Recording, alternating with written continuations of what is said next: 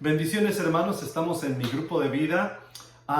Recuerden que el propósito de estos videos es que tú des estas charlas a otros grupos, ya sea células, ya sea grupos en casa o en la escuela dominical, no sé, donde Dios te ponga, pero tú lo des.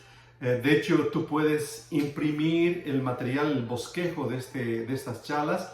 Tenemos el papelito de los alumnos, los puedes imprimir y los das obviamente a todos los que van a asistir a tu grupo de vida. También tenemos los bosquejos de los maestros y tú puedes impartir esta charla. Obviamente lo vas a hacer mucho mejor que yo. Así que entonces empezamos. La idea es de que tú te pongas en las manos de Dios y puedas hacer los grupos de vida.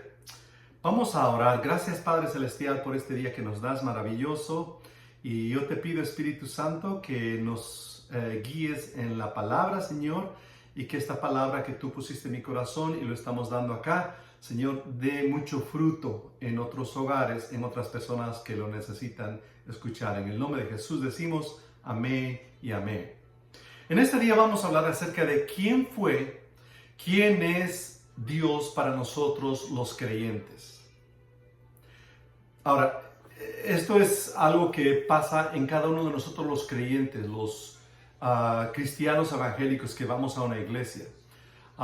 Sucede de que antes de conocer a Dios, tuvimos una perspectiva de Dios que es diferente a cuando uno empieza en los caminos del Señor. Y vamos a ver la perspectiva que Dios espera que tengamos cuando maduremos en la vida cristiana. Así que tres diferentes perspectivas, tres diferentes visiones que tenemos acerca de Dios. Vamos a ver la primera. Número uno, pónganle ahí los que tienen el papelito. Número uno es Dios, el juez severo, lejano e inalcanzable en el cielo. Repito, Dios, el juez severo, lejano e inalcanzable en el cielo. Esta es la manera en cómo vemos a Dios cuando no lo conocemos de verdad. De hecho, yo creo que todos y cada uno de nosotros, antes de llegar a los caminos del Señor, hemos estado en la oscuridad. Y en la oscuridad tenemos esa imagen, un Dios lejano, severo, inalcanzable, o sea que no puedes alcanzarlo. Él está ocupado creando galaxias y demás, allá en el cielo, allá en el universo, y nosotros somos un puntito oscuro en la tierra, como millones existen. Vamos a leer qué dice Romanos 1:21, 22 y 24 acerca de esto en la nueva versión, la nueva traducción viviente. Es cierto, ellos conocieron a Dios, pero no quisieron adorarlo como Dios ni darle gracias. En cambio, comenzaron a inventar ideas necias sobre Dios. Como resultado, la mente les quedó en oscuridad y confusión. Afirmaban ser sabios, pero se convirtieron en completos necios. Entonces Dios los abandonó para que hicieran todas las cosas vergonzosas que deseaba en su corazón. Ahora déjeme analizar un pedacito de la palabra. Dice ahí, comenzaron a inventar ideas necias sobre Dios. Y eso es lo que pasa con todos nosotros, los que todavía no conocen de Dios. Y cuando nosotros estuvimos en ese tiempo en la oscuridad, teníamos un concepto muy erróneo de Dios. Lejano, inalcanzable, que no nos oye, no nos hace caso. Vamos a ver detalles acerca de eso. Antes de conocer a Jesús teníamos una relación muy primitiva, muy incipiente de Dios. No es realmente lo que Dios esperaba que tengamos ese concepto de Dios. Era el Dios de las religiones, desde ya. Hay un mito en la población en general del mundo, dice, todas las religiones tienen un mismo Dios. Y esto es equivocado, es errado. No todas las religiones tienen un mismo Dios, nosotros sabemos. El Dios Todopoderoso, el Creador, trajo a su Hijo Jesucristo aquí a la tierra, eso sabemos, por fe y por las Escrituras. El resto de las religiones son espíritus que están detrás de ellos y obviamente la gente anda ciega, equivocada y no tiene luz De eso se trata la vida cristiana. Que nosotros conocemos la luz. Nosotros estamos entrando en un camino de salvación y luz. Ahora, yo personalmente, un pequeño testimonio, yo me dediqué a cosas que no eran de Dios antes de conocer a Jesucristo. Yo estuve en el budismo cuando era joven, estuve en el Zen, no sé si alguno sabe de eso, estuve en otras ideologías, otras sectas, incluyendo los Rosacruces, yo estuve metido en eso, los masones. Eso es sabiduría esotérica. Y aunque en algunas de estas sectas se usa la Biblia, pero están en la oscuridad, no conocen a Jesús, no conocen el Espíritu Santo, no conocen en realidad lo que es la verdad de Dios, el Señor Jesucristo y toda la Biblia, lo que dice la Biblia acerca de lo que es. Entonces yo estuve en eso justamente y Dios me sacó de eso, pero puedo identificarme con algunas personas que me pueden estar viendo en este momento. Yo tenía realmente un Dios severo, un Dios lejano, inalcanzable en el cielo, y no tenía la verdad en mi corazón acerca de Dios. Ese concepto erróneo puede llegar hasta el extremo de que tú digas, Dios es malo, si es verdad. Si es verdad en el sentido de tu experiencia, porque muchas veces las personas sin Dios tienen tragedias, tienen circunstancias muy difíciles en las cuales tú llegas a decir Dios o no existe o Dios es malo porque me quitó a mi madre, porque me quitó a mi hermano, porque me pasó esta tragedia, porque estoy en silla de ruedas, cosas por el estilo. Entonces el concepto de estas personas sin Dios es que Dios es malo. Lo que sucede, el problema de esto es que muchas veces entonces empiezan a buscar otros recursos, por ejemplo los brujos, los hechiceros, los que leen las cartas y ponen su esperanza en esas cosas. Sin embargo, estos son recursos de oscuridad que van a hacerte más daño. Entonces, tu concepto erróneo de Dios se confunde y busca otros recursos, como acabamos de ver. Todo lo hacemos, no solamente a lo mejor lo hiciste tú en el pasado antes de ser cristiano, pero si hay personas nuevas en tu grupo de vida, pueden experimentar y ser testigos de esto justamente. Aún peor, pueden decir, sin Dios yo puedo ser rico, yo puedo ser famoso y no tener a Dios, definitivamente.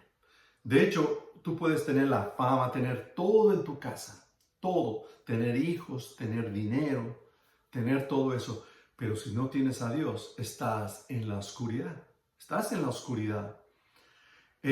Inclusive tú estás en un estado de ser un miserable, porque eres rico, eres famoso, tienes el éxito en tu vida, sin embargo eres miserable de acuerdo al libro de Apocalipsis a la iglesia de Odisea. Ahora, por eso es que muchas personas, muchos famosos artistas, muchas gentes que llegan a una altura de éxito muy grande y después no pueden manejar esa situación cuando caen las cosas, cuando viene la tragedia, cuando vienen las situaciones difíciles en su vida, cuando pierden seres queridos, cuando el dinero se les va o cuando la salud empieza a uno a envejecer, empieza a perder la salud. Ellos terminan en el suicidio como muchos artistas. ¿Por qué? Porque no tienen una relación verdadera con el Dios verdadero que nosotros tenemos los cristianos. Son vidas desordenadas, en realidad. En este nivel, en el cual tú tienes un Dios severo, lejano, inalcanzable, el nivel de fe es cero. No tienes, tu nivel está por debajo. Vives de la suerte, eso es verdad. Te pueden suceder eventos en la vida y no tienen razón de ser, no hay no hay fe, no sabes que Dios puede tener o no tener control de eso.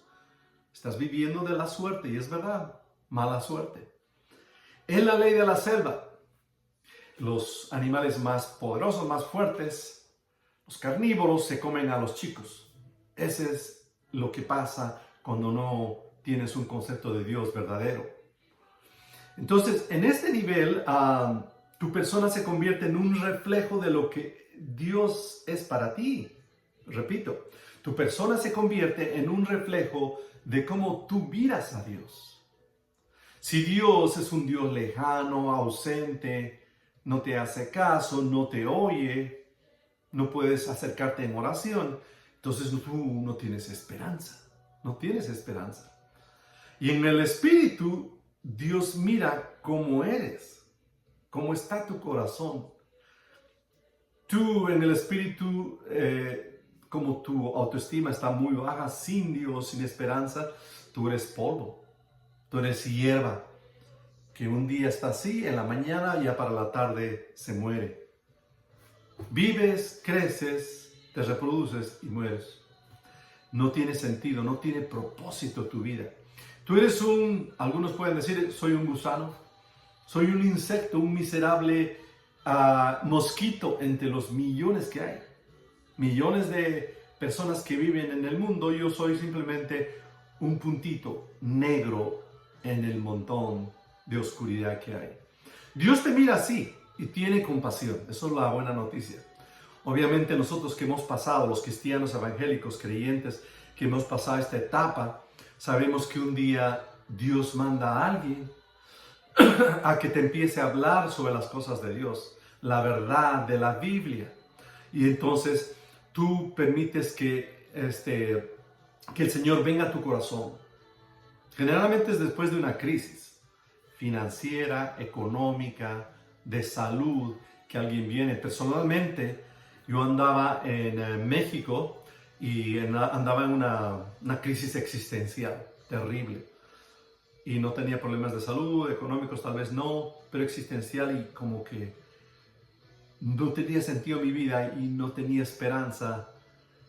Y saben que alguien vino a mi vida, era una compañera de medicina, compañera de la Universidad de Colombia, por cierto, y ella me habló del Señor, me invitó a que fuera a la iglesia, fuimos a la iglesia, fue mi primera experiencia con una iglesia evangélica que en mi vida había ido. Y entonces escuché de la verdad, de la compasión de Dios, de lo que hace Dios en las vidas, cómo las transforma, las cambia. Y entonces oraron por mí. Y hubo una circunstancia en la cual yo acepté a Jesucristo. Más tarde en Mexicali, en México, yo me entregué al Señor en forma sincera y verdadera. Entonces, lo interesante es que yo descubrí un nuevo Dios. A lo mejor tú te estás identificando con eso. El Dios juez severo, lejano, inalcanzable a tu oración, cambia. Ahora es un Dios creador. Es un Dios, el creador. Póngale ahí el número 2. Escriba ahí. En el papelito, en el papel lo tienen. Dios el creador que cubre mis necesidades. Empieza un nuevo concepto en tu vida cristiana. Ya no estás lejos del Señor, ahora empiezas a entrar en la vida cristiana, en la iglesia. Y entonces así dice Juan 5, 2, 7. Dentro de la ciudad se encontraba el estanque de Betesda. Una multitud de enfermos, ciegos, cojos, paralíticos estaban tendidos. Uno de ellos era un hombre que hacía 38 años que estaba enfermo. Cuando Jesús lo vio y supo que hacía tanto que padecía la enfermedad, le preguntó, ¿te gustaría recuperar la salud? Es que no puedo, Señor, contestó el enfermo, porque no tengo a nadie que me meta en el estanque cuando se agite el agua. Siempre alguien llega antes que yo. Esta es una circunstancia segunda. En otras palabras, hemos visto cómo es la vida sin Dios. Ahora vemos los primeros pasos en una vida cristiana. Podemos ver acá que había multitud de enfermos, ciegos, cojos, paralíticos, estaban tendidos. Estaban en un lugar de fe, porque dice que se movían las aguas y el que iba se sanaba. Era un lugar de fe. Es como cuando tú llegas a la iglesia y empiezas a asistir y asistir y asistir a la iglesia. Y luego tienes posiblemente tu Biblia. Y luego empiezas a convivir con las familias cristianas. Vas a la iglesia, eres un asistente más de los muchos que llegan a las iglesias. Generalmente, a un principio no lees la Biblia. No lees la Biblia, escuchas los sermones, los mensajes, te alimentas de ellos. Y por años te acostumbras a ser un mendigo espiritual. Así como estos que estaban allá en el estanque de Bethesda, te acostumbras a mucho tiempo pedir y pedir limosna. Dice, lo buscas con una palabra muy típica de los hispanos que empiezan con el Señor, Diosito. Dice, Diosito, Diosito, ayúdame. Diosito, como si Dios fuera bien chiquitito. Diosito, Diosito, solo cuando estás en apuros. Esa es la circunstancia de este tipo, de esta etapa en tu vida, cuando Dios es creador y cubre solo tus necesidades. Entonces lo buscas cuando estás en aprietos, problemas económicos, problemas financieros. En mi caso yo tenía un problema existencial, fui a la iglesia, Diosito, Diosito, ayúdame. Y Dios te da paz. Gracias a Dios. Lo buscas de esa manera. Ahora lo interesante es que Dios empieza a revelar a ti en tus primeros pasitos de cristiano evangélico. Se revela poco a poco. Por ejemplo, viene Jehová Jireh, que es el proveedor. Tú le pides, Señor, dame un nuevo trabajo. Y se abren puertas de una manera milagrosa. O alguien te ayuda. O viene un recurso financiero desconocido. Y entonces tú dices, wow, Dios provee. Dios es mi Dios que provee. Entonces empieza a revelarse a tu vida. En ocasiones viene Dios o Jehová Rafa, que es el sanador. Cuando tú estás enfermo. Si no estás enfermo, no puedes reconocer al Dios que sana. Yo estuve mucho tiempo así hasta que un día me dio una hernia severa discal del L4-L5 allá en Puerto Rico. Con parálisis de una pierna, andaba cojeando varios meses y hasta años. Pero un día, yo ya creyente, yendo a la iglesia, pedí a Dios, Diosito, Diosito, ayúdame, necesito que me sanes, mi espalda me duele mucho y demás. Y Dios me concedió a través de mi esposa un día, estaba tirado en la cama con dolor, tomando muchos analgésicos, y ella agarró y sintió en el Señor tocar mi espalda y orar por mí. Yo sentí un calor y de repente me dormí. Y al día siguiente me levanté y me di cuenta que ya no tenía dolor completamente. Había pasado una sanidad en mi vida. Y reconocí Dios, mi sanador. O sea que Dios se va revelando en tu vida. Jehová Nisi, mi estandarte. Jehová Tzidkenu, tu justicia. Justicia legal, justicia de problemas legales que tú vayas a tener. Dios se convierte en tu estandarte. Dios se convierte en tu respaldo, en tu protector. Y lo vas descubriendo. Ahora, tu perspectiva a esta altura, como cristiano, como evangélico, tú dices, Dios me ama con la condición de que yo me porte bien. Eso es así. Yo mientras me porte bien y no me porte mal, Dios va a estar conmigo. Y por años yo tuve esa perspectiva. A lo mejor tú estás en esa circunstancia. La iglesia y la Biblia se convierten en un amuleto. O sea que vas a la iglesia, vas a la iglesia, vas a la iglesia y tienes tu Biblia. ¿Por qué? Porque tú sabes que Dios te va a bendecir. Dios te va a escuchar tus oraciones porque ahora ya escucha. Es un Dios que cubre mis necesidades. Es mi creador. Pero Dios en estas circunstancias ve lo que estás haciendo y dice, tú necesitas entrar a otro nivel, más alto, más elevado, más profundo. Tu esperanza es que se haga lo que Dios quiera. No tienes esperanza en realidad, tienes una esperanza muy vaga. Estás a la expectativa de que Dios haga por misericordia, que lo haga como caridad, porque tú estás como un mendigo, honestamente. Tú eres una criatura que cree en Dios, pero solo estás buscando cubrir tus necesidades. Tú sabes que Dios te creó y te ha traído a la tierra, estás acá. Tú sabes que Jesús murió por ti y estás empezando a entrar en una relación con Él poco a poco. Pero lo buscas buscando que Él cubra tus necesidades.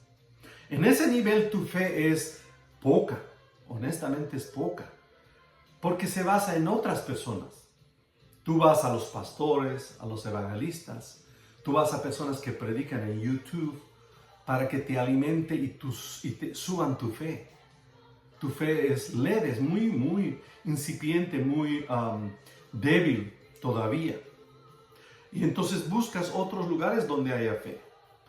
Entonces, en el espíritu soy un mendigo, un pordiosero espiritual. Buscas limosna, estás pidiendo, por favor, un mensaje de esperanza necesito.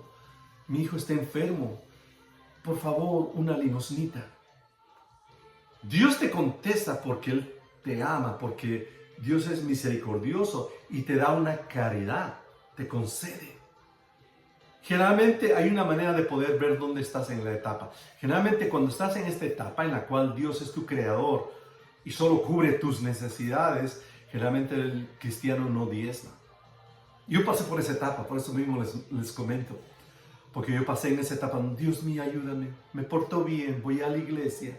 Inclusive si sirvo en la iglesia, en algún área, en la música, puedo servir en un ministerio, pero realmente todavía no es a la totalidad como quiere Dios que seas. Vamos a entrar en esa etapa en unos instantes, pero en un parámetro, una manera de ver, es que simplemente tú no diezmas. Tú no das el diezmo a tu iglesia. Dios te ama porque empiezas a confiar en Él. Sí, es verdad. Empiezas a confiar porque Él provee. Él es tu Jehová Jireh, Jehová Rafa. Pero Él no te quiere de cristiano mendigo. Dios no te quiere a ese nivel. Quiere que madures, que te eleves a otro nivel. Y de eso se trata este mensaje justamente porque entonces tu vida cristiana, tú descubres una nueva etapa en tu caminar en el Señor. Descubres a Dios. Número 3, póngale ahí por favor. Dios el Padre Celestial que me ama incondicionalmente.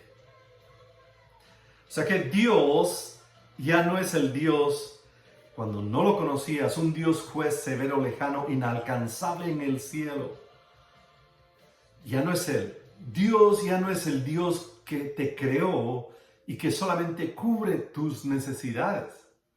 Ahora estás entrando a un lugar donde Dios es tu Padre Celestial, que te ama incondicionalmente. Mire lo que dice Juan 17:25. Jesucristo dice, oh Padre justo, el mundo no te conoce. Repito, oh Padre justo, el mundo no te conoce. Pero yo sí te conozco y estos discípulos saben que tú me enviaste. Yo te he dado a conocer a ellos y seguiré haciéndolo. Entonces tu amor por mí estará en ellos y yo también estaré en ellos. Hay algo bien peculiar en este párrafo de la Biblia que dice el Señor Jesús, entonces tu amor por mí estará en ellos. Quiere decir que cuando tú amas a Jesús, tú te entregas, te arrepientes de tus pecados, aceptas la cruz del Calvario y eres limpio por la sangre de Jesús, empiezas una relación nueva. Y el amor del Padre que tiene a Jesús, ¿pueden imaginarse ese amor? El amor del Padre, de Dios Padre, que tiene a su Hijo Jesucristo, viene a ti. Te ama como ama a Jesús, a su Hijo, porque tú eres un hijo de Él. Tú al creer eres una nueva criatura, has vuelto a nacer, has nacido de nuevo, eres un hijo, una hija de Dios. Entonces su amor, el amor del Padre es idéntico al amor que tiene al Hijo. Entonces para los judíos en el tiempo del Antiguo Testamento, y bueno en el Nuevo cuando vino Jesucristo también, el que Jesús se dirigiera a Dios como Padre era un escándalo. Era un escándalo, de hecho era una blasfemia. Porque ellos conocían a Dios de las maravillas, de los prodigios, que los sacó de Egipto, que trajo muchos profetas, que los usó y demás, hizo muchas maravillas, pero de que sea padre de un ser humano como yo, eso es increíble, es inconcebible. Entonces Jesús viene y dice, vuestro Padre Celestial les ama. Entonces, el propósito de que Jesús murió en la cruz del Calvario, el martirio de Jesús en la cruz, no es que tú seas limpio y libre y te cumpla las peticiones que lo hace, y te vayas al cielo, feliz y contento en el cielo. El propósito de Jesús es que tengas una relación íntima con Dios como hijo y padre. Vuelvo a repetir, el propósito de la cruz, del Calvario, de haber mandado a Jesús acá, de toda la iglesia primitiva, de todo lo que estamos pasando hasta el momento, es que tú tengas una relación de padre a hijo. Dios Padre y tú como hijo, como hija de Dios. Entonces, el hijo pródigo es un ejemplo claro. Él venía de ser mendigo, cuidando los puercos, trabajando después de haber despilfarrado toda su fortuna, o de todo el dinero que le dio el padre. Pero él reconoció que él realmente era hijo. Y aunque él iba dispuesto a servir como sirviente, pero con todo era un hijo. Entonces el hijo pródigo dejó la posición de mendigo a ser hijo, de ser cristiano de los domingos y simplemente de cubrir la necesidad a través de la oración, a ser un verdadero hijo de Dios. De eso se trata esto. Entonces Dios dice, este es mi hijo amado. ¿Se acuerdan la voz que vino cuando Jesucristo estaba ahí y le dijo, en quien tengo complacencia? Y Jesús dijo, esto no fue por mí, fue por ustedes que vino esta voz. Ahora, eso está diciendo Dios Padre, este es mi hijo amado en que yo me complazco, tengo complacencia. En otras palabras, si tú que tienes hijos, no sé si me están escuchando los papás acá en este momento, pero yo tengo un hijo que es Jeffrey, tiene 12 años. Y cuando yo estoy con él, yo lo veo como hijo, no como un amiguito que a veces viene a visitarlo, no como el sobrinito, sus primitos. Sus primos vienen y a veces me saludan, me dan un abrazo. Puede venir el vecinito y decir, yo soy compañero de Jeffrey. Y puede ser a lo mejor un amiguito o alguien más. Pero mi hijo, es totalmente diferente. Mi hijo puede venir cualquier rato conmigo y decirme, Daddy, necesito esto. Daddy, tengo hambre. Él es mi sangre. Igualmente, Dios Padre es tu Padre. Tú llevas su sangre. Tú en el Espíritu llevas su sangre. Tú has sido comprado con sangre, a precio de sangre. Entonces tú eres su hijo. Tu Padre no te ama por lo bien o mal que tú hagas. Vuelvo a repetir y pongo énfasis en este estatuto celestial. Tu Padre no te ama por lo bien y lo mal que tú hagas, sino porque eres su hijo. O sea, es un amor incondicional. Hagan de cuenta que yo a mi hijo, a mi Jeffrey, a mi niño, no porque él se porte mal, porque lo hace como todos los niños, se porta mal a veces, yo lo corrijo. No por eso va a dejar de ser mi hijo. Él es mi hijo como quiera. Y yo lo amo. Ni tampoco va a ser más hijo mío si se porta bien. Por ejemplo, él toca piano y va a dar un concierto de música de piano. Y estoy muy orgulloso de él. Pero no por eso él es más hijo mío o lo voy a querer más. No. Yo lo amo porque es hijo, no porque se porte bien o mal. Igualmente tú, hermano. Dios te ama, cristiano evangélico. Dios te ama porque has creído en Jesús y tú eres su hijo. Dios te ama por eso. No porque cometas pecados, errores y faltas, porque lo vas a hacer. Ni tampoco porque vayas a la iglesia y ores, levantes tus manos, lleves tu Biblia, asistas, sirvas en la iglesia. No por eso. Es porque eres simplemente hijo de Dios. Él te ama. Miren lo que dice Juan capítulo 16, versículo 23 al 26, del 26 al 27. Ese día no necesitarán pedirme nada. Les digo la verdad, le pedirán directamente al Padre. Oh. Y Él les concederá la petición, porque piden en mi nombre, dice el Señor Jesús. Pronto dejaré de hablarles en sentido figurado y les hablaré acerca del Padre con toda claridad, como lo está haciendo en este instante contigo, el Espíritu Santo. Ese día pedirán en mi nombre. No digo que pediré al Padre de parte de ustedes, ya que el Padre mismo los ama profundamente. O sea, Dios te ama mucho, así como lo hizo con Jesús, te ama a ti. Entonces, tu Padre anhela que tú digas lo siguiente, fíjate bien. Padre, ayúdame en esta necesidad, como lo hacías en los primeros años de cristiano.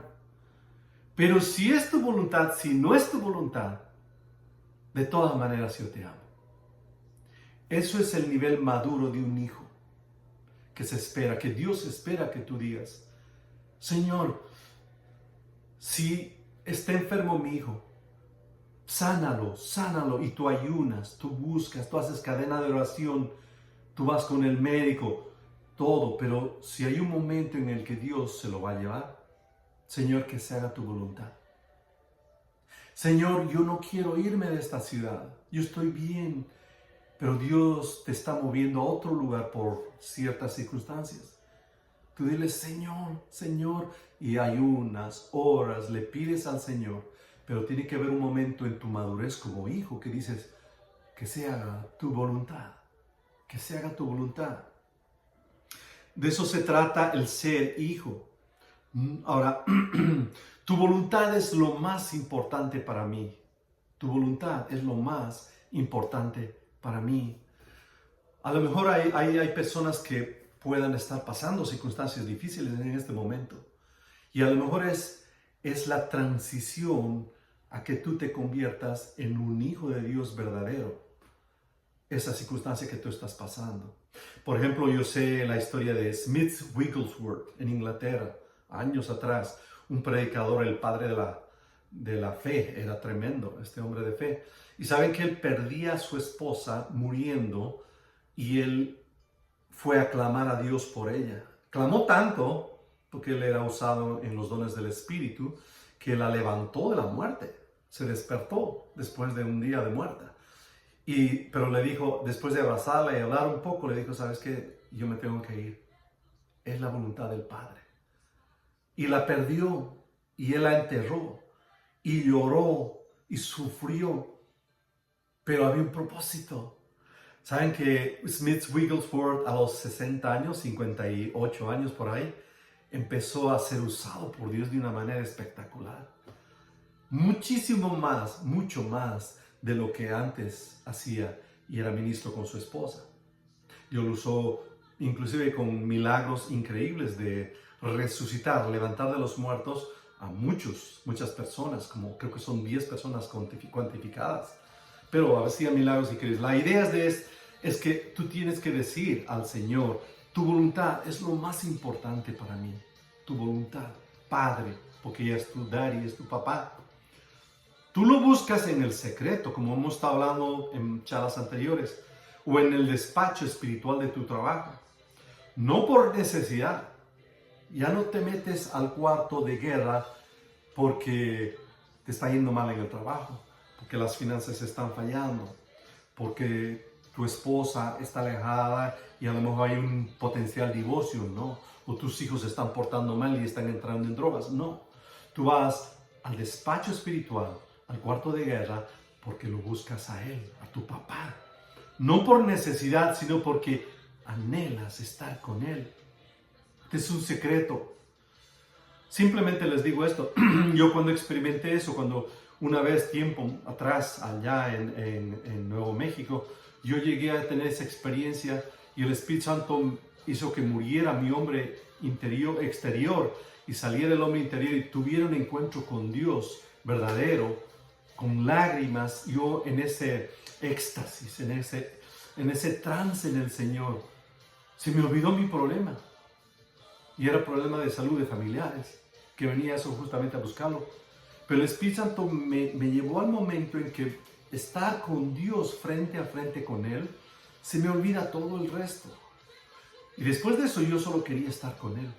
Y cada vez que entro yo solo quiero estar con Él. Mi hombre interior solo quiere estar con Él porque es lo único que lo alimenta. Lo único que lo alimenta. El resto, soy honesto. Y esto es algo que encontré en todos los hombres de Dios, grandes hombres de Dios. Como Smith Wigglesworth, Catherine Kuhlman. Revisen su historial de ellos. Inclusive T.B. Joshua más reciente. Lean lo que él dijo, cómo experimentó, qué decía. Una de las cosas que ellos decían, así como Pablo, no sé si irme con el Señor o estar con ustedes. Ambas cosas son buenas porque yo prefiero irme y estar a gusto con Dios. Pero voy a estar con ustedes por su beneficio. En otras palabras, este mundo ya no te interesa, honestamente, ya no te interesa.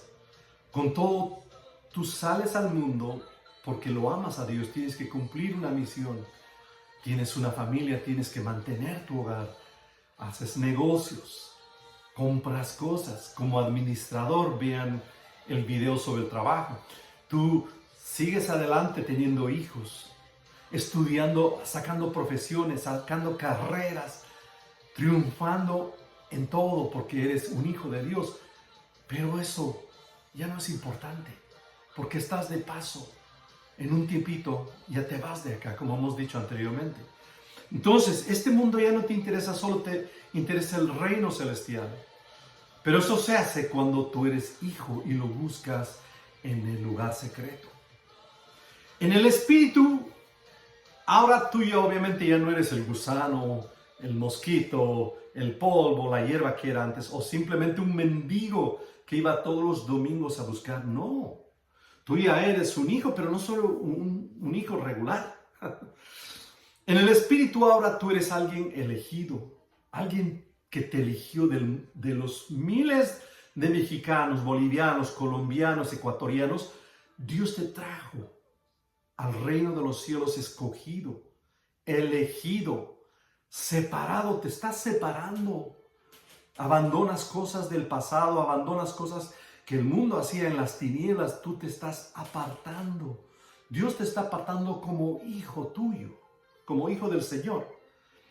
Apartado, posesión exclusiva, es algo que que es lo máximo. Un anillo, una cosa preciosa. Lo mejor que puede tener Dios eres tú en la tierra. Posesión exclusiva del Señor. Y no solo eso, sino que dice que seremos reyes y sacerdotes. Tú vas a ejercer como rey y sacerdote. Tú ya no eres lo que eras antes. Ahora estás rumbo al cielo. Vas a ejercer tu papel, tu profesión, tu oficio de rey y de sacerdote como tal. Eres nación santa, eres santo. Hemos visto la teoría sobre la culpa, cómo se libre de la culpa. Por favor, vean ese video. Su pueblo escogido, en 1 Pedro 2, 9 y 10 habla sobre esto. Te sentarás en un trono, te va a poner en tronos, dice el Señor Jesús. Van a estar en tronos. Vamos a juzgar a los ángeles. O sea, ya no eres simplemente uno más del montón. Tú eres un hijo de Dios que te ama tanto Dios que te va a dar su anillo como el hijo pródigo. Va a ser fiesta y te va a dar autoridad. Te pondrá una corona. Dice que va a poner una corona. A lo mejor tú la vas a sacar y la vas a poner a los pies del Señor, obviamente, como los ancianos lo hacen. Pero te va a dar una corona. Juzgará a los ángeles. Vas a poder juzgar a los ángeles. La idea de esto, y termino con esto, hermanos, es que te posiciones, te pongas, te coloques en el lugar de hijo. Ya no como lo hacías antes, un mendigo que pedía, Señor, una limosnita, un favor. Señor, sáname. Señor, cúrame. Señor, ayuda a mi familia, mi matrimonio. Ya no. Tú eres un hijo, búscalo. Cuando lo encuentres, porque dice la palabra de Dios, busca el reino de Dios y su justicia, y las cosas vienen por añadidura. Ya no es lo importante la añadidura, lo importante es el reino de Dios. Buscas al Señor en el reino. Así que vamos a orar. Gracias, Señor Jesús, por esta palabra. Gracias porque yo sé que mis hermanos van a ser edificados a través de lo que pusiste en mi corazón. Y Padre Celestial, yo te pido que ellos también impartan esta palabra en un grupo de vida, en una escuela dominical, Señor, grupos en casa, Señor, en una célula, Señor. Padre Celestial, yo te pido, Señor, que así como tú nos has revelado, Señor, recordamos que fuimos, Señor, personas alejadas de ti, Señor, y que teníamos un Dios lejano, un juez severo, inalcanzable, Señor. Pero Padre, tú nos has traído a tu reino celestial y ahora tú eres un creador, el creador que cubre nuestras necesidades. Pero más aún, Señor, tú nos estás llamando a madurar, Señor. A que seamos hijos tuyos, Señor. A que seamos hijos del Padre Celestial que nos ama incondicionalmente. Yo te pido, Señor, que bendigas a mis hermanos, Señor, y los lleves a este nivel para que vean tu gloria, Señor, y vivan el resto de sus vidas, Señor, en victoria y en triunfo. En el nombre de Jesús yo te pido. Amén y amén.